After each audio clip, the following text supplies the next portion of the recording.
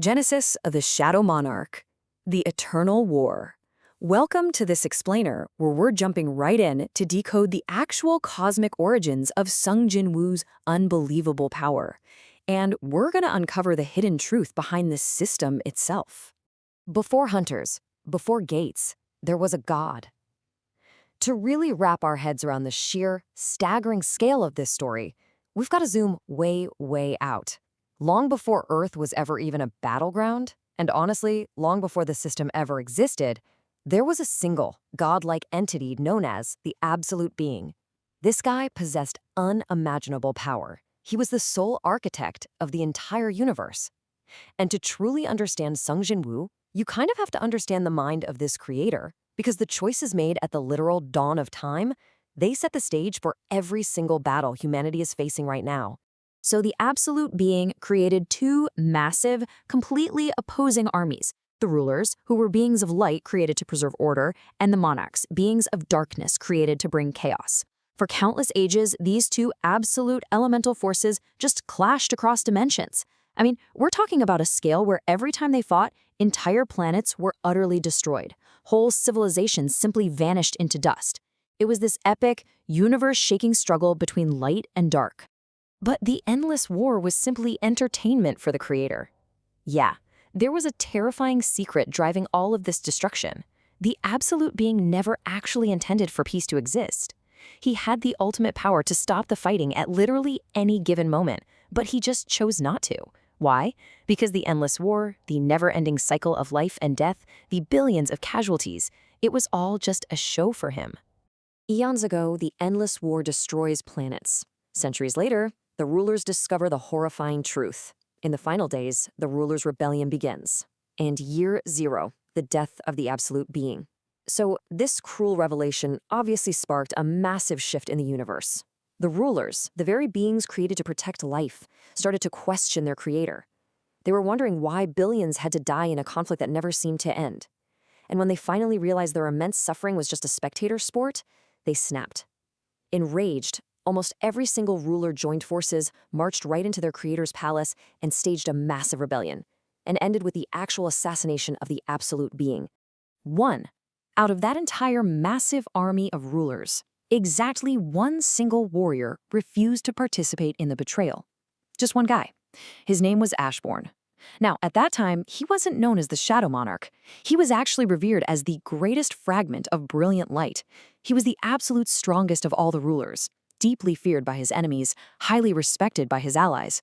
But above all of that, he was completely, unconditionally loyal to the Absolute Being. He stood completely alone against the tide of his own comrades.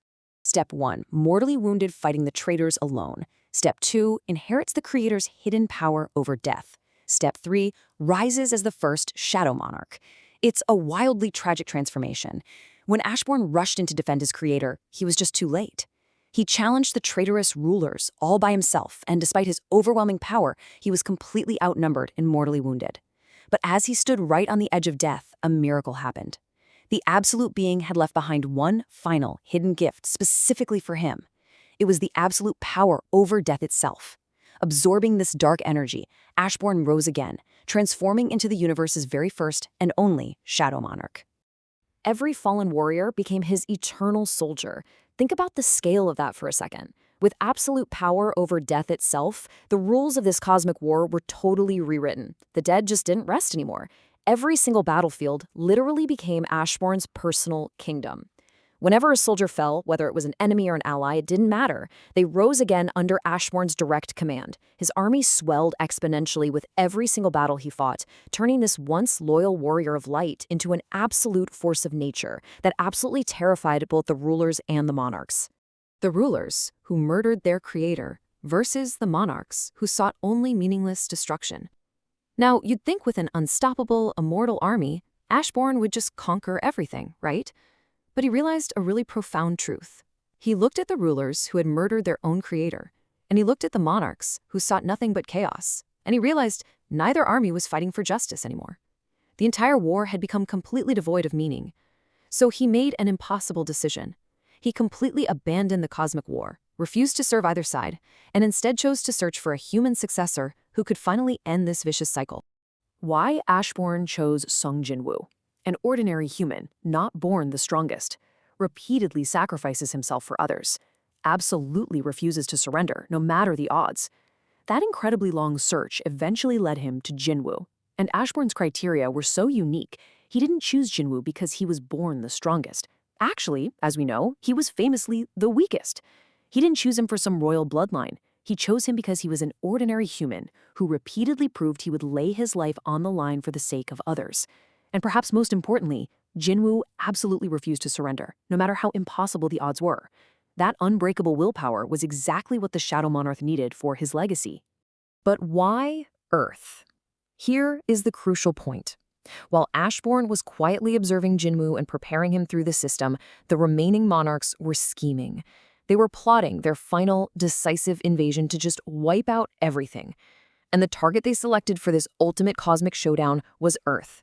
Which really begs the ultimate question: why target this specific, seemingly ordinary blue planet? Why Earth? The gates. Not random disasters, but a forced planetary adaptation mechanism exposing Earth to magical energy over time to withstand the coming cosmic war. This answer completely reframes everything we know about the story. For the longest time, the gates just seemed like these random, terrifying disasters, right? But they weren't. They were a forced planetary adaptation mechanism. Look, the sudden arrival of godlike rulers and monarchs would have instantly vaporized a normal planet. So the gates were strategically designed to leak magical energy into Earth over a long period of time, gradually fortifying the planet and its people, so that humanity wouldn't just shatter the second the cosmic war actually arrived on their doorstep.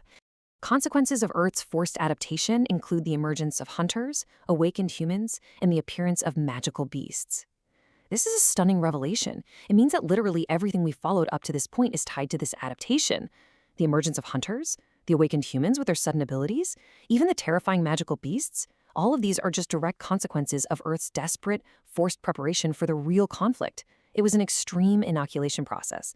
Earth was literally being forged in fire just so it could survive, serving as the final battlefield for these ancient gods. The countdown has already begun. With the Dragon Monarch Antares invading next, will Sung Jinwoo master his cosmic inheritance in time, or will Earth finally shatter? That brings us to the terrifying realities staring us in the face today. All those battles we've witnessed, the intense dungeon raids, the guild wars, they were merely the opening act. The real countdown is already ticking. With the monarchs finally making their move, including the utterly devastating Dragon Monarch Antares who's arriving to destroy entire cities, you really have to wonder, can Sung Jinwoo fully embrace the awesome power of death left him by Ashborn before humanity is completely wiped from existence? Or will this forced adaptation fail, and Earth shatter under the weight of an eternal war? It's a staggering legacy, and the fate of the entire world now rests squarely on his shoulders. So, with that cosmic scale in mind, are you ready to see how the final battles unfold?